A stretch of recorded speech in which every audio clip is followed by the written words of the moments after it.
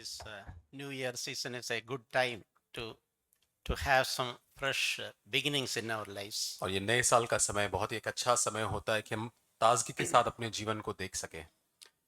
Uh, I was thinking one of such thing is we can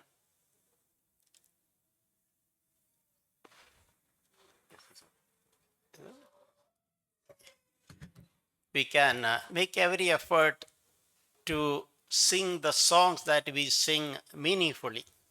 एक प्रयत्न हम सभी कर सकते हैं, जो हम गीत गाते हैं यहाँ पर हम उसे अर्थ के साथ उन गीतों को हम गाएं। We sing here in our church many good meaningful songs. इस कलीसिया में हम यहाँ पर बहुत सारे अर्थ के साथ अर्थ भरे गीतों को गाते हैं Many songs of prayers and praises to God. और बहुत सारे जो गीत है परमेश्वर के लिए प्रार्थना है और एक गीत है। So it's good if you make an effort. Lord, I want to sing those songs meaningfully from my heart with a concentration. और प्रभु से हम यही प्रार्थना करें, एक यत्न करें कि प्रभु बड़े अर्थ के साथ मेरे हृदय से मैं परमेश्वर के लिए इन गीतों को गाना So I want चाहता to हूँ। encourage the children and young people, everyone, to, as we sing in the morning, let us not miss any word casually, distracted. और आइए हम सारे भाई और बहनों को, सारे जवान बच्चे हैं या हर एक को हम यही प्रोत्साहित करते हैं कि आइए हम उस गीतों को, उन शब्दों को बड़े अर्थ के साथ गाएं, हम विचलित न हो, उन शब्दों को हम सच में अर्थ के साथ गाएं। When this last year and year beginning, this thought was coming to my heart. और जब पिछला साल अंत हो रहा था, नया साल आरंभ हो रहा था, ये विचार मेरे मन में आ रहा था। The Lord, you have been so good to me, good to us. प्रभु तू हमारे साथ, मेरे साथ, हम सभी के साथ कितना भला रहा है, As individuals and as families and as a church. और व्यक्तिगत रूप में, पारिवारिक रूप में, कलीसिया के रूप में कितना भला रहा है। So one way I want to express my gratitude to you is I want to walk with you closer, a little more, better than last year. और एक तरीके से जहां पर मैं तुझे और अपना धन्यवाद व्यक्त कर सकता हूं, ये है कि पिछले साल की तुलना में इस साल में और नजदीकी से परमेश्वर तेरे साथ चलना चाहता हूं। A song was ringing in my heart, और एक गीत जो मेरे मन में, मेरे हृदय में आ रहा था, which says that day by day I walk a little closer to my जो Lord. कहता है कि दिन प्रतिदिन मेरे प्रभु यीशु मसीह की और नजदीक मैं चलना चाहता हूं। So that can be our desire and our prayer. So God will help us. God will meet the needs of any sincere hearts. और ये ही मेरी प्रार्थना, हमारी इच्छा होनी चाहिए। परमेश्वर जब हम बड़े सच्चे ईमानदार होकर इस इच्छा को रखते, उस इच्छा को प्रभु पूरा करता है। Lord, this year, as the days are progressing, today we are 11th or 12th. Lord, I want each day, I want to walk a little more closer to you. और इस साल में जैसे हम 11-12 तारीख में आ चुके हैं, प्रभु इस साल में और नजदीक प्रभु तेरे नजदीक चलना चाहता हूं। If our Christianity is just a religion, it's a pitiful situation. यदि हमारी मसीहत एक धर्म ही है, तो हम बहुत ही दयनीय परिस्थिति में पाए जाते हैं। We should nurture our personal relationship with the Christ. और हमें हमारा व्यक्तिगत संबंध पर यीशु मसीह के साथ है, उसको हमको बहुत ही उसकी इच्छा रखना है, उसको बनाए रखना है। We should give every importance to our personal walk with the Christ. और यीशु मसीह के साथ जो हमारी व्यक्तिगत, जो हमारी जो चाल है, जो हमारा चलना है, उसको सबसे अधिक महत्व हमको देना है। So children, teenagers, young people, every one of us can reset, refresh our personal walk with और यहाँ Christ. पे जितने बच्चे हैं, टीन्स, जवान जितने हैं, हम हमारी परमेश्वर के साथ जो चाल जो है, जो चलना है, उसको साथ और एक बार हम रिफ्रेश कर सकते हैं, उसको शुरुआत और एक बार कर सकते हैं। Even if till today things are gone pitifully, very bad, we can start afresh today. हो सकता है कि आज के दिन तक हमारी जो चाल यीशु मसीह के साथ सही नहीं रही है, बिगड़ी हुई रही है, लेकिन आज हम एक नया निर्णय लेके ताजगी के साथ उसको आरंभ कर सकते We हैं। need not dwell in the past, we can live for the future. हम हमारे अतीत जो भूतकाल है उसके ऊपर हम बने नहीं रह सकते, हमें आगे बढ़ना है भविष्य की ओर। One of the things when year end, what I check is there anybody who deserve my forgiveness? और जब हम आगे बढ़ते हैं, हम अपने आप को, मैं इस प्रकार से जानता हूं कि क्या ऐसा कोई व्यक्ति है जिसको मुझे क्षमा करना है, क्या वो मेरी माफी चाह रहा है? Someone who did some wrong to us, maybe in the past year, we still harboring ill feelings. पिछले साल में कई लोगों ने हमारे साथ कोई हानि की होगी, हमें चोट पहुंचाई होगी, लेकिन अब भी हम उसको हमारे हृदय में लेके चल रहे हैं। That doesn't help us. It's like we drinking little bit of poison. ये इससे कोई सहायता नहीं होगी। ये ऐसा है कि हम जहर थोड़ा सा पी रहे हैं। So it's good to think and examine ourselves, see if there is unforgiveness in me. और हमें अपने आप को जांचना बहुत ही जरूरी है कि क्या मेरे अंदर क्षमा न करने वाला स्वभाव पाया जाता है आज। Am I brooding over something which others told me or done to me, some harm done to me? और क्या किसी व्यक्ति ने मुझसे कुछ ऐसा कहा है, चोट पहुंचाने वाला है, मुझे चोट या हानि पहुंचाई है, क्या उसी को मैं सोच रहा, उसी के ऊपर मैं मनन कर रहा हूं क्या? As the Lord has forgiven each one of us so much, we can heartily for everyone who has done any wrong to us. और परमेश्वर ने जितना हम सबों को कितना अधिक माफ किया है, तो जितने लोगों ने हमारे साथ बुरा किया है, हम पूरे हृदय के साथ उन सभी को क्षमा कर सकते So हैं। it is not only in the new year, every day the Lord wants us to live with a clear conscience before God and before people. और केवल नए साल में नहीं, लेकिन प्रतिदिन परमेश्वर चाहता है कि हम एक नए विवेक के साथ, सच्चे विवेक के साथ, परमेश्वर के साथ और लोगों के प्रति उसके साथ हम जिए। Bible speaks so much about judging yourself और बाइबल में बहुत बार लिखा गया है कि अपने आप को जांचना या न्याय करना, or examining yourself. अपने आप को जांचने के संबंध में। That is a healthy habit every day. Instead of looking at others, examine our own ये lives. बहुत एक अच्छी आदत है, अन्य लोगों को देखने की बजाय है, आइए हम अपने आप को जांच या परखे। Psalm 139. 139 bhajan Samhita, I want to read these two verses 23 and 24. उसका 23 और 24 वचन मैं पढ़ना चाहूंगा। Search me, O God, and know my heart. Try me and know my anxious thoughts. Yeah. हे परमेश्वर, मुझे जांच कर जान ले, मुझे परख कर मेरी चिंताओं को जान ले। Bible teaches that you should examine. I should examine myself. We should examine ourselves. और बाइबल हमको सिखाता है कि मुझे अपने आप को जांचना है। So when we do that, we can also pray to God, Lord, you also examine me. I am trying. Show me if anything remain in me. और जैसे हम अपने आप को जांचने के संबंध में प्रार्थना करते हैं, उसके साथ साथ परमेश्वर से भी मांगे कि प्रभु मुझ में ऐसा दिखा, मुझे परख जान ले कि ऐसा क्या है मुझ में। So we can ask God, please search me, O Lord. If any hurtful way is there, please show me. और हम परमेश्वर से मांगे, मुझे जांच कर जान ले कि मुझ में कोई ऐसी बुरी चाल है या नहीं प्रभु। And see, verse 24, and see if there is any hurtful way in me and lead me in the everlasting way. और देख कि मुझ में कोई बुरी चाल है कि नहीं, और अनंत के मार्ग में मेरी अगुवाई कर। So this happen if we try to examine ourselves. और सबसे पहले ये कैसे होता है? जब पहले हम अपने आप को जांचते हैं, And we also ask our Heavenly Father, Lord, you also examine me. और उसके बाद हमारे स्वर्गीय पिता से भी हम मांगते हैं कि प्रभु तू हमको भी जांच। I am willing to see any hidden area, any darkness, any corner of my heart. I am willing to accept it. और प्रभु मैं किसी भी प्रकार का छिपा हुआ स्थान है, अंधकार में प्रभु किसी भी प्रकार का कोना जो मेरे जीवन के अंदर है, मैं उसको प्रभु उसको स्वीकार करने के लिए तैयार हूं। That is one way we can confidently walk with the Lord each day in our life. और उसी प्रकार से बड़े हियाव के साथ हम अपने जीवन के अंदर परमेश्वर के साथ चल सकते हैं। And especially in our inner life, खास करके हमारे भीतरी जीवन में we have to keep focus on 3 areas. और हमें खास करके 3 क्षेत्रों के ऊपर हमें ध्यान देना है, मनन Because करना है। man looks at the outside, मनुष्य बाहरी तौर पर देखता है, God looks at our heart. परमेश्वर हमारे हृदय को देखता We can है। ask ourselves, is the Lord pleased with my things, my inside? हम अपने आप को जांच और पूछे कि क्या परमेश्वर मेरे भीतर जो चीजें हैं, क्या उससे वो प्रसन्न है। There are 3 areas. One is our thoughts. सबसे पहले 3 क्षेत्रों में से है हमारे विचार। How are our thoughts?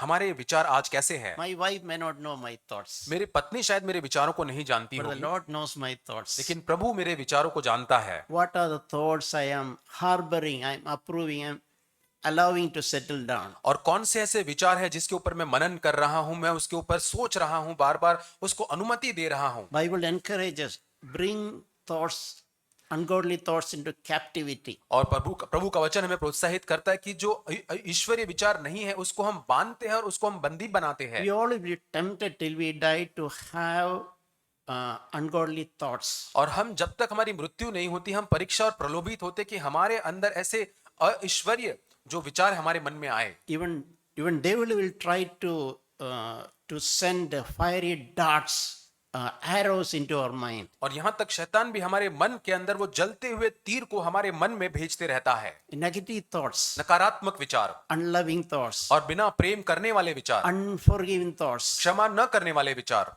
And we have to bring those ungodly thoughts into captivity to obedience to Christ. और ऐसे ईश्वरीय विचार नहीं है, उन विचारों को कैद करके परमेश्वर की आज्ञाकारिता में लेकर आना है। See, progress in our Christian life happen when we work in those our inside area. और हमारे मसीह जीवन में उन्नति तभी होती है जब उन क्षेत्रों के अंदर जो भीतरी जीवन में पाए जाते उसके अंदर हम काम करते हैं। Because Bible says we are transformed by the renewal of our mind. क्योंकि बाइबल हमको बताता है कि हम कैसे परिवर्तित होते हैं, हमारे मन के नए होने से, रूपांतरित होने से हम नए बनते जाते हैं। So our transformation only to the extent we allow Holy Spirit to renew our mind. और हमारा परिवर्तन उतना ही हो सकता है जितना हम पवित्र आत्मा को हमारे मन को नया करने की अनुमति देते So हैं। first area is thoughts. पहला क्षेत्र है विचार। So I normally pray, Lord, if any thoughts in me that is not pleasing to you, please show me. प्रभु मैं यही प्रार्थना करता हूँ, प्रभु ऐसा कोई भी विचार है जो तुझे अप्रसन्न करता हो, मुझको तू बता दे। In one of the psalms that psalmist is praying, let the words of my mouth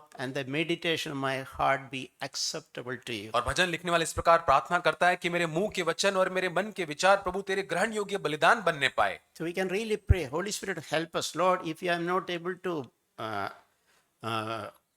control our thoughts, we can pray, Lord, help me to bring under subjection the thoughts that is going beyond your और knowledge. यदि हमारे विचारों पर हम नियंत्रण नहीं कर पा रहे तो हम पवित्र आत्मा से मांगे कि प्रभु उन सारे विचारों को कैद करके तेरी आज्ञाकारिता में उनको हम लाना चाहते हैं। Second area we had to work is our attitudes. दूसरा क्षेत्र जिसमें हमके काम करने की जरूरत है वो हमारा रवैया, हमारा स्वभाव है। The attitude with which we live, is it pleasing to the Lord? और हमारा स्वभाव, हम जैसे जिस प्रकार से रहते हैं, क्या परमेश्वर को प्रसन्न करने वाला पाया जाता है? Is our attitude indifferent? और क्या हमारा स्वभाव जो है वो अलग अलग पाया जाता है? With wrong, unhelpful attitudes we live a life. और ऐसे गलत स्वभाव के साथ जिससे कोई सहायता नहीं है, ऐसे स्वभाव के साथ हम जीवन को जीते हैं। Again, the Lord is looking our attitudes when we do things. और जब हम कोई काम को करते हैं, परमेश्वर हमारे उस स्वभाव को देखता है। Our attitude should be good before God. परमेश्वर के सामने हमारा स्वभाव, हमारा रवैया अच्छा होना चाहिए। A third inside area is our motives in doing certain things. और तीसरा क्षेत्र जहां जांचने की जरूरत है, हमारे इरादे, जहां हम अच्छी बातें करते हैं लेकिन उसके पीछे इरादा क्या है। Someday we may be doing good things और हो सकता है रविवार को हम अच्छी बातें करते हैं with a wrong motive inside. लेकिन हो सकता है हमारे भीतर एक गलत इरादा है, God मंशा has है। shown me countless times when I do some good things, but my motive in doing the good is wrong. और अनेक बार परमेश्वर ने मुझे इस बात को बताया है कि कई बार मैं अच्छी बातें बाहरी तौर से तो करता हूं लेकिन उसके भीतर पाए जाने वाला इरादा या मनसा गलत होता है। So it's good that we constantly examine our inner life thoughts, attitudes and motives. और इसलिए आइए हम निरंतर अपने आप को जांचते रहे, हमारे विचारों को, हमारे स्वभाव को और हमारे इरादों को, So that the Lord is pleased with our life. जिससे कि परमेश्वर हमारे जीवन से प्रसन्न रहे। We know this. I want to turn you to this passage from Deuteronomy chapter 8. व्यवस्था विवरण उसका 8 अध्याय, This passage 2 to 5. 2 वचन से 5 वचन। Deuteronomy chapter 8, 2 to 5. व्यवस्था विवरण 8 अध्याय वचन 2 से 5। This is a passage which the Lord is reminding after the Lord brought the children of Israel to the promised land. और ये एक वचन का भाग है, परमेश्वर इस्राएली लोगों को याद दिलाता है जब वहां पर उनको वाचा के देश में लेकर आता है। God did some amazing work in their life. परमेश्वर ने उनके जीवन में अद्भुत कामों को किया है। Some of the promises God gave, God accomplished it in their lives. और कुछ वायदे परमेश्वर ने प्रतिज्ञा उनके जीवन में दी थी जो परमेश्वर ने उनके जीवन में पूरा किया। And things are going well with them now. और अब उनके साथ सब कुछ बहुत ही अच्छा चल रहा है। Their business are prospering, their cultivation is और prospering, जो खेती बाड़ी वो कर रहे हैं उसके अंदर बड़ी संपन्नता वो देख रहे, समृद्धि को देख रहे हैं। and they are built good houses. They are living comfortably और in the बड़े- promised land. अपने अपने लिए बड़े अच्छे घर बनाए हैं उस वाचा के देश के अंदर और अच्छी बड़े आरामदायक रीति से जीवन At जी रहे हैं। that time, the Lord is reminding them certain things. और ऐसे समय में परमेश्वर इन लोगों को कुछ बातों को स्मरण दिलाता है। So the Lord is saying, you shall remember all the way in which the Lord God has led you in the wilderness these 40 years. और स्मरण रख कि तेरा परमेश्वर यहोवा उन 40 वर्षों में तुझे सारे जंगल के मार्ग में इसलिए लेकर आया है And he has that he might humble you, testing you to know what was in your heart. ताकि तुझको नम्र बनाए और तेरी परीक्षा करके जान ले कि तेरे मन में क्या है। So especially that God allowed them to the circumstances. God made them to be humble. और परमेश्वर ने उनके जीवन में ऐसी परिस्थितियों की अनुमति दी जिसके द्वारा परमेश्वर इस्राएली लोगों को नम्र बना They सके। passed so many challenging situations, बहुत ही चुनौतीपूर्ण परिस्थितियों से ये लोग गुजरे थे। and God used them to humble them. परिस्थितियों का इस्तेमाल परमेश्वर ने उन्हें नम्र बनाने और अधिक दीन बनाने के लिए And the किया। Lord was testing them to know what was in their heart. और परमेश्वर उनकी परीक्षा बार बार करता था ये जानने के लिए कि उनके हृदय में क्या पाया जाता है। Yeah, that even today the Lord will allow opportunity to humble us, और आज भी परमेश्वर ऐसी परिस्थितियों की अनुमति देगा कि वो हमको नम्र बनाए, and He will test us, हमको परखेगा। and He is watching remotely what is going on in our heart. और वो हमको देखता है दूर से कि हमारे हृदय में क्या चल रहा है।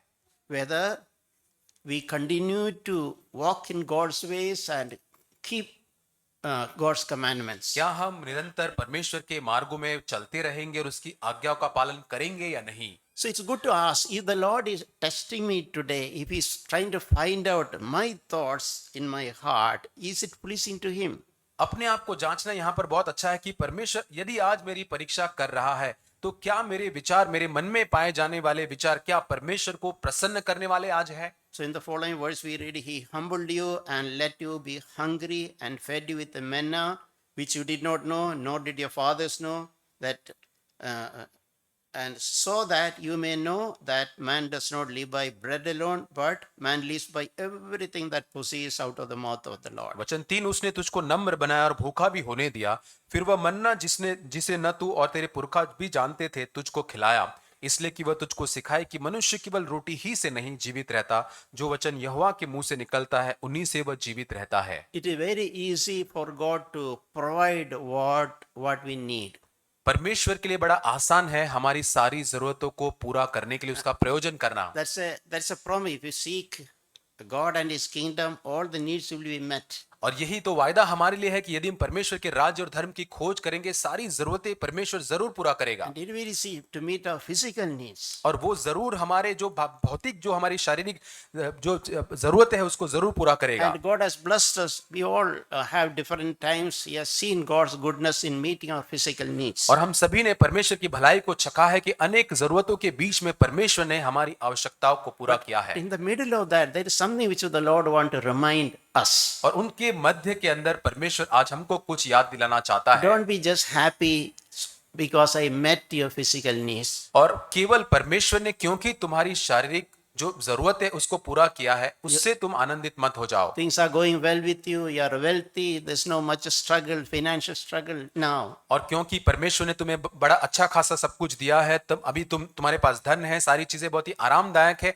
इससे तुम प्रसन्न मत रहो। But I want you to learn this lesson. Man shall not live by bread alone. लेकिन इस पाठ को मैं चाहता हूं कि तुम सीखो कि मनुष्य केवल रोटी ही से जीवित नहीं रहता है। Or material needs are needed. God will provide it. और भौतिक चीजें जो है वो जरूरतें हैं हमारी, परमेश्वर जरूर उसको पूरा करेगा। But we should not be just happy. God has blessed us and meeting all material needs abundantly. और इससे हम प्रसन्न न रहे कि परमेश्वर मेरी जरूरतों को, सारी जरूरतों को पूरा करता है, भरपूरी के साथ मुझको उसने दिया है, इससे ही हम संतुष्ट न रहे। Even when things are going very well with us, God wants to remind us, man shall not live by bread alone. और यहाँ तक हमारे साथ हो सकता है सारी चीजें बहुत अच्छी चल रही होगी, लेकिन वहां परमेश्वर हमको याद दिलाना चाहता है मनुष्य केवल रोटी ही से जीवित नहीं रहेगा। In other words, man shall not live by material needs alone. इसके दूसरे अर्थ में अंदर हम यदि देखें तो मनुष्य केवल जो भौतिक जो जरूरत है, आवश्यकता है, उसको पूरा करने से ही जीवित नहीं रहेगा। It is needed. God will faithfully provide us. जरूर हमारी जरूरतें हैं, परमेश्वर विश्वासियों के के साथ उसको पूरा जरूर करेगा। But there is more important a thing necessary. लेकिन उससे भी बढ़कर परमेश्वर है जो कुछ अधिक आवश्यक चीज को हमारे जीवन से चाहता है। Man shall live by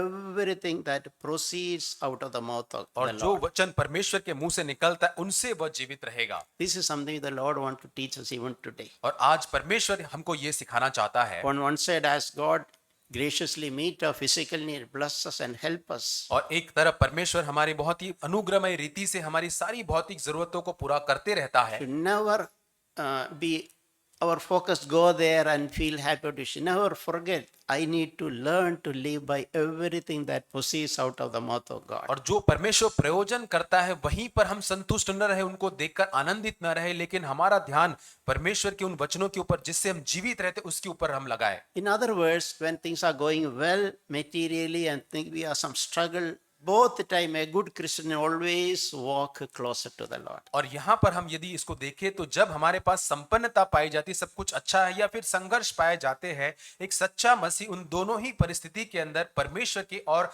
नजदीक चलता है। Because we know that it is the Lord who provides all things richly according to our need. क्योंकि हम जानते हैं कि परमेश्वर हमारी सारी जरूरतें उसकी उस भरपूरी के द्वारा वो पूरा करता है। Our attention should not be in the uncertainty of riches. और हमारा जो मनन, जो हमारा ध्यान जो है वो जो धन की अनिश्चितता है उस पर नहीं होना चाहिए, But in God who graciously provides all things to enjoy. लेकिन परमेश्वर पर हमारा ध्यान होना चाहिए जो बड़े अनुग्रहमय रीति से भरपूरी से हमारी जरूरतों को पूरा करता है। That verse 5 concludes that you should know in your heart that the Lord God was disciplining you just as a man disciplines his son. फिर वचन 5 में लिखता है, वह अपने मन में यह तो विचार कर कि जैसा कोई अपने बेटे को ताड़ना देता है वैसे ही परमेश्वर यहोवा तुझको ताड़ना देता है। This is a verse which has tremendously spoken to me many times. ये वचन ने मुझे कई बार मेरी सहायता की है। When I read, as I enter, it is like the Lord is taking my responsibility like my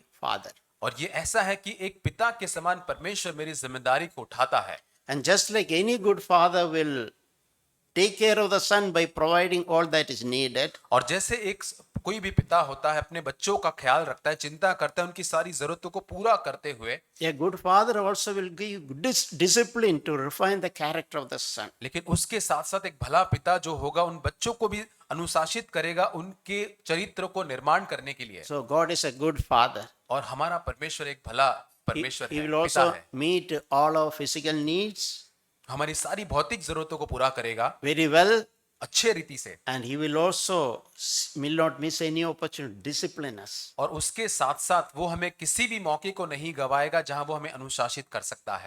We like to receive good things from the Lord, but we are unwilling to receive discipline from the Lord. हमें अच्छी बातें परमेश्वर से प्राप्त करना तो अच्छा लगता है, लेकिन हम परमेश्वर से उस ताड़ना को, उस शिक्षा को प्राप्त करने से हमें अच्छा नहीं लगता है। Our character refinement will happen only we are disciplined. और जब परमेश्वर हमको अनुशासित करता है तभी जो हमारा चरित्र है वो पूरी तरह से एक शुद्ध होता है या पवित्र होता है। Otherwise we will be spoiled children. और नहीं तो ऐसा नहीं तो हम एक बिगड़े हुए संतान होंगे। Lot of money and wealth is given, but no attention is given on character. और बहुत सारा पैसा, धन संपत्ति हमको दिया तो गया है, लेकिन हमारे चरित्र के अंदर कोई परिवर्तन नहीं है। Word of God reminds many places about walking with God. और प्रभु के वचन में परमेश्वर के साथ चलने के संबंध में लिखा गया है। In the Old Testament, we read about Enoch. और हम पुराने नियम में इनोक के संबंध में पढ़ते हैं। That is in Genesis 5:24. और उत्पत्ति 5:24 में Enoch walked with God. और 5:22 में लिखा है कि हनोक जो है वो परमेश्वर के साथ चलता There's a रहा। beautiful expression. A man, it's talking about a man. A man used to walk with God. ये कितना बहुत सुंदर एक कथन यहाँ पर है 24 वचन में कि हनोक एक व्यक्ति जो है, मनुष्य परमेश्वर के साथ साथ चल रहा है। This is something which again many times encourage. If Enoch could walk with God, I can also try walking with God. अनेक बार इस वचन ने मुझे प्रोत्साहित किया, मुझे आशीषित किया, यदि हनोक परमेश्वर के साथ साथ चल सकता है तो मैं भी परमेश्वर के साथ साथ चल सकता And हूं। about Enoch it is written, Enoch loved, God loved Enoch so much,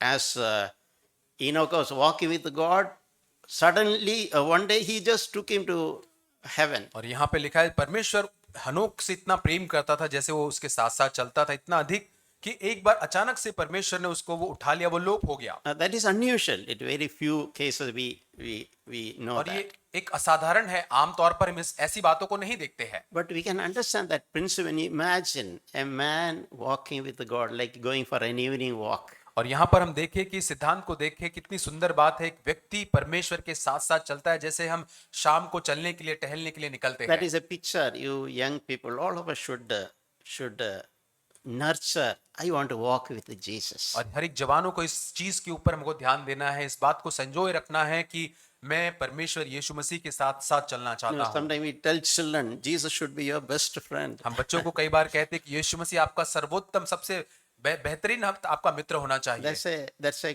good thought. एक अच्छा एक विचार है। Jesus being our best friend, I can walk with him. और यीशु मसीह मेरा सच्चा मित्र हो सकता है, उसके साथ साथ मैं चल सकता Now, हूँ। I was not imagining, like when I was decorated to talk, Lord, I want you to stand by my side. और प्रभु, ये एक अच्छा विचार मैं कई बार सोचता हूँ कि प्रभु, मैं चाहता हूँ कि तू मेरे साथ में खड़ा रहे। If you are not there with me, what is the point in speaking? I'm not interested in speaking some intellectual things. और प्रभु, यदि तू मेरे साथ खड़ा नहीं है तो प्रभु, बड़े ज्ञान की बातें बोलने का क्या फायदा होगा। So it's good to learn to walk with Jesus every day in our lives. और ये बहुत ही अच्छा होगा कि हमारे प्रतिदिन के जीवन के अंदर हम यीशु मसीह के साथ साथ चलना सीखें। Anytime, wherever we are, कहाँ जहाँ कहीं हम हैं, हर जगह पर desire, seek to enjoy the presence of Jesus being with us. और हमेशा इच्छा रखें और उसमें आनंदित हो, परमेश्वर यीशु मसीह की उपस्थिति हमारे साथ साथ हो, उसमें आनंदित रहे। Our life will be far more secure and joyful. और हमारा जीवन बहुत ही सुरक्षा से भरा हुआ होगा और आनंद से भरा हुआ बन जाएगा। The Bible says in the presence of the Lord there is fullness of joy. Bible में लिखा है, परमेश्वर की उपस्थिति में आनंद की भरपूरी है। When we walk with the Lord, we can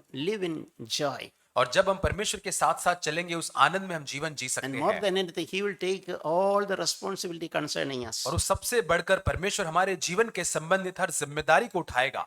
So there is another person about Noah also. It's mentioned that Noah walked with God. और नूह के संबंध में भी लिखा गया है, नूह के बारे में, कि नूह परमेश्वर के साथ चला। So we can ask this. When I read this question, am I walking with God?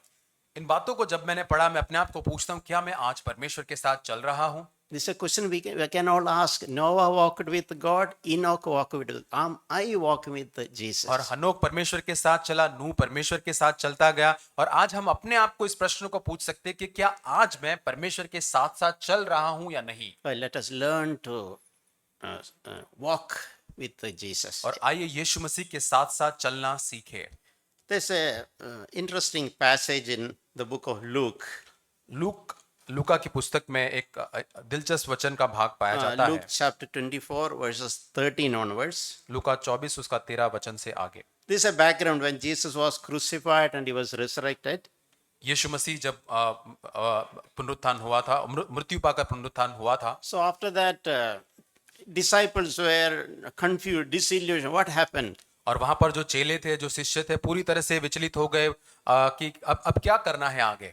Two of the disciples are walking towards a village called Emmaus. और वहां से दो शिष्य थे, वहां से वो एमाउस नाम एक गांव को जा रहे थे। So when they were walking, discussing all the thing happened from the crucifixion to the resurrection. और वे वहां पर यीशु मसीह के पुनरुत्थान, उसका यीशु मसीह का जो क्रूस पे चढ़ाया जाना था, पुनरुत्थान, वे सब बारे में बात करते हुए जा रहे A थे। third person joined them. उनके साथ तीसरा व्यक्ति वहां पर जुड़ जाता है। And they asked, what are you talking about? और वो पूछता है, तीसरा व्यक्ति, आप किस बारे में बात कर रहे हो? So it was Jesus. They did not realize it was और Jesus. वो तीसरा व्यक्ति तो यीशु मसीह था, लेकिन इन दो शिष्यों को उसको पता तक नहीं चला। The resurrected Jesus was walking with these two disciples. और पुनरुत्थान किया गया यीशु मसीह इन दो शिष्यों के साथ चल रहा And था। the disciples were questioning Jesus. Oh, you were not aware. Only you are the only person in Jerusalem who is not aware of all this happening here. और ये दो व्यक्ति उस यीशु मसीह जिसको वो नहीं पहचान पा रहे थे, उसको प्रश्न पूछते, क्या तुमको ये सारी बातें नहीं पता? जो क्रूस पे चढ़ाया जाना, यरूशलेम में जो कुछ हुआ,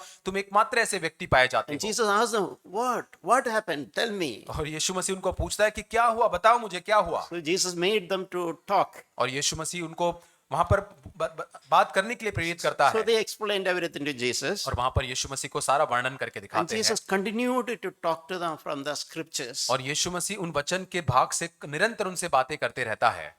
about himself. अपने बारे में बात करता है। And finally, that evening, they invited Jesus to come to their home. और वहां पर अंत में वहां पर वो अपने घर पे उस व्यक्ति को, यीशु मसीह को अपने घर पर आमंत्रित करते हैं। And when they prepared food and gave a meal to Jesus, और वहां पर यीशु मसीह के लिए भोजन तैयार करते परोसते हैं। and there we read in Luke 24:30, और उसके 30 वचन में, लूका 24 उसका 30 वचन, Jesus took bread and blessed it, breaking it, began to giving it to distributing to them. और वहां पर यीशु मसीह उनके साथ भोजन करने बैठा, उसने रोटी लेकर धन्यवाद किया, तोड़कर उनको देने लगा। And verse 31 says, then at that time, their eyes were opened and they recognized him, and he immediately vanished from their sight. और 31 वचन में लिखा है, तब उनकी आंखें खुल गए, उन्होंने उसे पहचान लिया और वह उनकी आंखों से छिप गया। और इंग्लिश में लिखा है कि वो वहां से लोप हो गया। Just imagine, several hours they were Jesus walking with them. They did not recognize it as Jesus. और कल्पना करके देखे, कुछ घंटों तक यीशु मसीह उनके साथ चल रहा था, लेकिन यीशु मसीह को ये लोग पहचान नहीं पा रहे थे। Their eyes were closed. उनकी आंखें बंद थी। Probably Jesus exhorting them, guiding them, encouraging them. या हो सकता है यीशु मसीह उनको उपदेश दे रहा था, उनको प्रोत्साहित कर रहा था, उनका मार्गदर्शन कर रहा था, Even correcting them. और यहाँ तक उनको वो सुधार भी दे रहा था। But they just thought it's some common person. They और- did not receive. Their eyes were blinded. और क्योंकि उनकी आंखें बंद थी, उनको लगा ये कोई सामान्य मनुष्य है, वे यीशु मसीह को पहचान नहीं पाए। So there's a need for our eyes to be opened so that we can see Jesus, experience Jesus in और our आज हमारी सबसे बड़ी जरूरत है कि हमारी आंखें आज खुल जाए, ताकि हम यीशु मसीह को देख सके और यीशु मसीह को अनुभव कर सके। We can check in our life situation if the Lord silently speaking, trying to speak to us something. और हमारे जीवन के अंदर हम देखें कि क्या परमेश्वर बड़ी शांति के साथ शांत रहकर हमारी परिस्थिति में हमसे बात करने का प्रयत्न कर रहा है, But we are trying to brush it aside. लेकिन हम उसको नहीं सुन पा रहे हैं, हम उसको हम नहीं सुन पा रहे हैं। Because we think it is some stranger.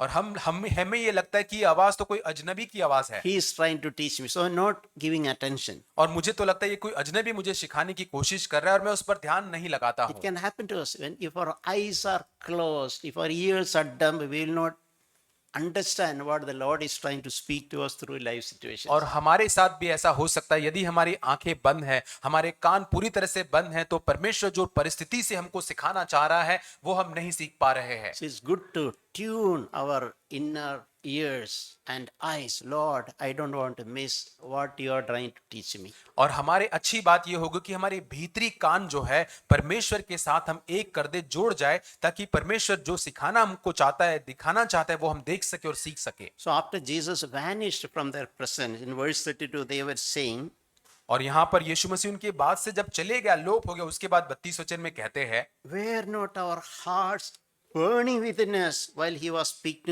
speaking to us on the road? और 32 वचन में कहते हैं कि जब मार्ग में हमसे बात कर रहा था, पवित्र शास्त्र से हमको समझाता था, कि क्या हमारे मन में, हमारे हृदय में उत्तेजना उत्पन्न नहीं हुई थी? Is our heart burning to us sometime? और क्या आज हमारा मन, जो हमारा हृदय है, क्या वो जल रहा है या उत्तेजित हो रहा है? Those disciples' hearts were burning. They were burning, but they suppressed it. और यहाँ पर इन शिष्यों के मन भी उत्तेजित हो रहे थे, जल रहे थे, लेकिन उसको ये शिष्य जो थे दबा रहे थे। Is our heart sensitive, dead, and we are not experiencing that burning? और यहाँ पर क्या हमारे हृदय के अंदर वो उत्तेजना, वो जल रहा है, लेकिन हम उसको इतने असंवेदनशील हो गए कि हम उसको महसूस नहीं कर पा रहे We हैं। are altogether missing what the Lord is so graciously being in our life situation trying to speak to us. और परमेश्वर हमारे जीवन के अंदर अनुग्रहमय रीति से जो हमारी परिस्थिति के द्वारा हमको सिखाना चाहता है, कहीं ना कहीं हम उसे चूक रहे हैं। Let us be sensitive to the voice of the Lord. और आइए प्रभु की आवाज के प्रति हम संवेदनशील बने। He wanted to encourage us. हमको वो प्रोत्साहित करना He चाहता wanted है, to guide us,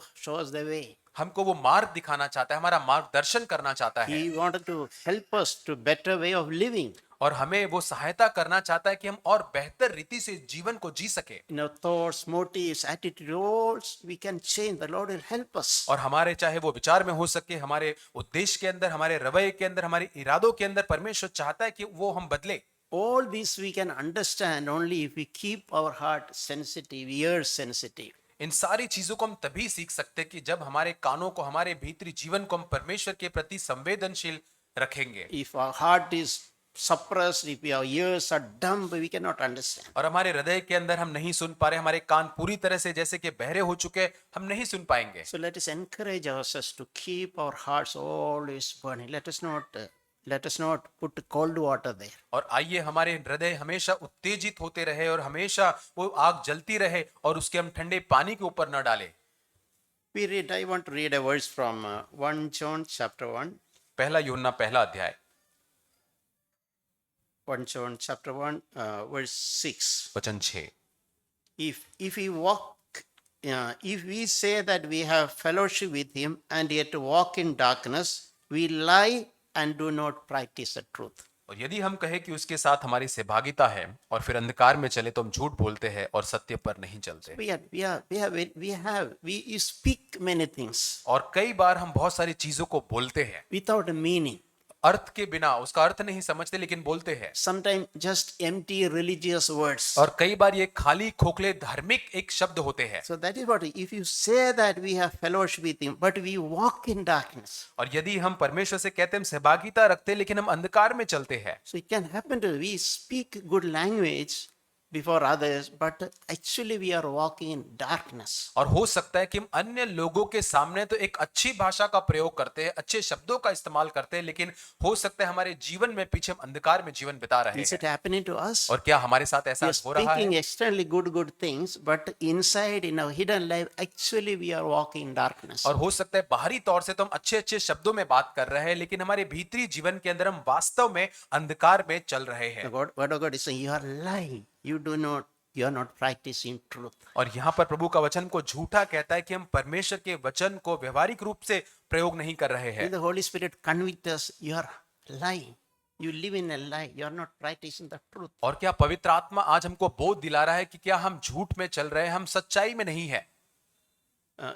Sometime a picture was coming last week, and a picture was coming to और me. पिछले सप्ताह में एक चित्र मेरे मन में आ रहा था। There is something called mask. और कई बार हम एक मास्क, एक मुखौटा होता है। Mask is like something we put outside. Just eye and mouth will be visible, and maybe some smiling and all will be there. और एक मुखौटा, एक मास्क जो होता है कई बार हम पहनते हैं या बच्चे पहनते हैं कि उसमें सिर्फ आंखें खुली रहती है या चेहरा होता है और उसमें स्माइलिंग जैसा उसमें फेस Meaning होता है। we are hiding the real thing inside. इसका मतलब उस मुखौटे के पीछे हम वास्तविक जो दिखना चाहिए वो हम छिपा रहे हैं। We are outside. We are showing something. बाहरी तौर पे तो हम कुछ दिखा रहे I हैं। think we Christians, we should not live wearing a mask. और हम मसीही होने के नाते कभी भी ऐसे मुखौटे के पहनकर हमको जीवन नहीं जीना है। We can ask ourselves, am I living a life wearing a mask? हम अपने आप को जांचें और परखें कि क्या मैं आज एक मुखौटा, एक मास्क पहन के जीवन को जी रहा हूं, I make an attempt to hide my real life from others.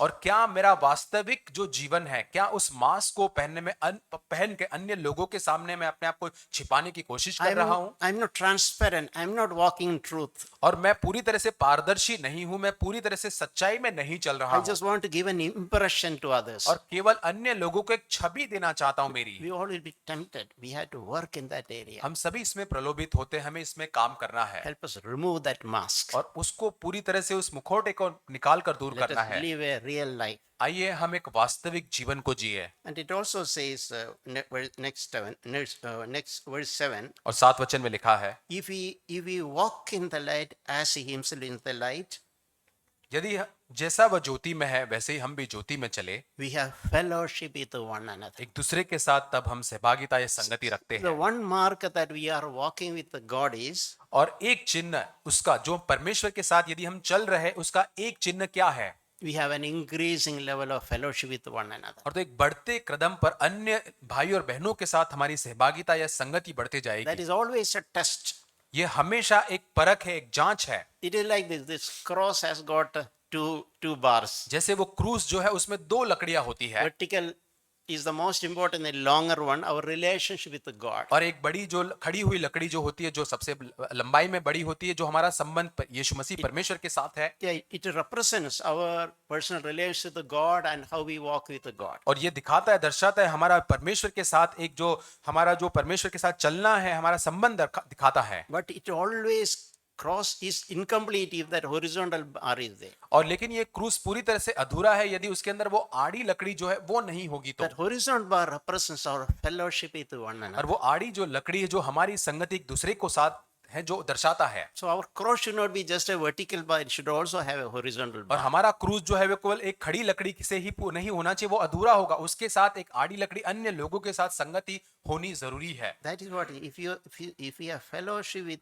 God, and we will have, if you walk in the light with the Lord, we will also have fellowship with one another. और यदि हम ज्योति में चलते जैसा वो ज्योति में है तो अन्य एक दूसरे के साथ हम संगति को रखेंगे। And we should be eager to seek a fellowship. और यहाँ पर हम संगति को उसको प्राप्त करने की हम चाहत को रखेंगे। We should not think, okay, I am many years, I'm a believer, I don't need a fellowship. और मुझे ऐसा नहीं सोचना चाहिए कि अरे हाँ मैं बहुत सालों से यहाँ पर हूँ, अब मुझे संगति की ज्यादा जरूरत नहीं I है। never want to have such a thought in my life. कभी भी मेरे मन में ऐसा विचार मैं नहीं लाना The Lord चाहता is हूँ। always reminding this thought, as much as I am dependent on the Lord, I am dependent on others. और ये विचार हमेशा मेरे मन में आता है, जितना अधिक मैं परमेश्वर पर मैं निर्भर रहता हूँ उतना ही मैं अन्य लोगों के ऊपर जो कलीसिया में उनके ऊपर निर्भर रहता हूँ। I need my brothers and sisters more than they need me.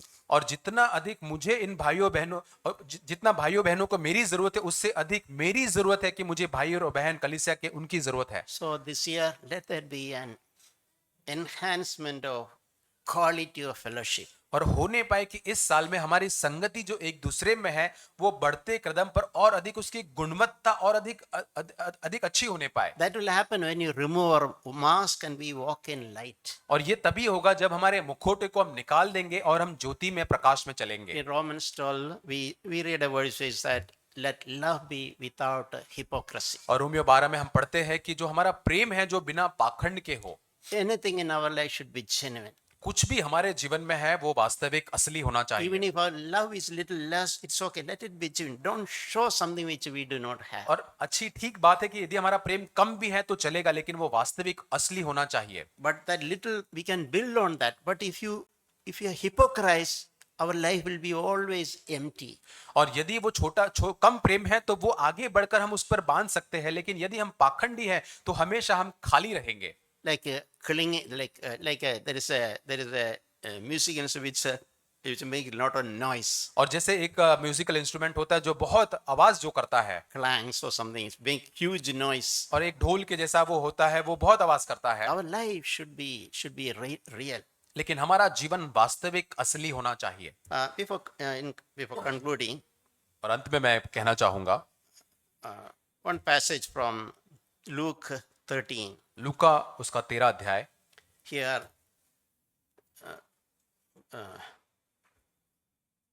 Jesus was telling a parable, Luke 13:6 onwards. और लूका 13 उसका 6 वचन से आगे यीशु मसीह ने एक दृष्टांत कहा उनसे। There was a man had a fig tree which was planted in the vineyard. और वहां पर एक अंजीर का पेड़ उसने लगाया हुआ था और बारी में एक व्यक्ति ने, And when that landlord came for fruit, और he did not find any fruit in this fig और tree. वो बारी का मालिक स्वामी आकर वहां पर वो उसमें कुछ फल ढूंढता है लेकिन उसमें कुछ भी अंजीर न पाया। And this master told, for 3 years I have come looking for fruit on this fig tree, but I don't find any fruit. और वचन 7 बारी के रखवाले ने कहा, देख 3 वर्ष से मैं इस अंजीर के पेड़ में फल ढूंढने आता हूं परंतु नहीं पाता हूं। Why should I waste my land? क्यों मुझे मेरी जमीन को व्यर्थ करना है? I'll cut it down. मैं उसको पूरी तरह से काट डालूंगा। So when that gardener heard it, और जब वहां पर जो माली था, जब उसने इस बात को सुना, gardener pleaded on behalf of that tree.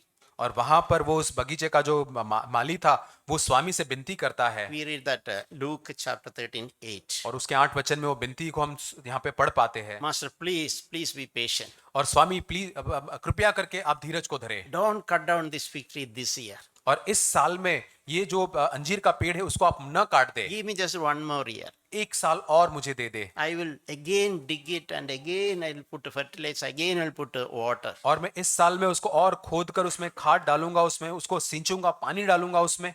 Please be patient. Please give me one more year. और कृपया करके मेरे साथ धीरज धर, 1 साल मुझे और दे दे। And if it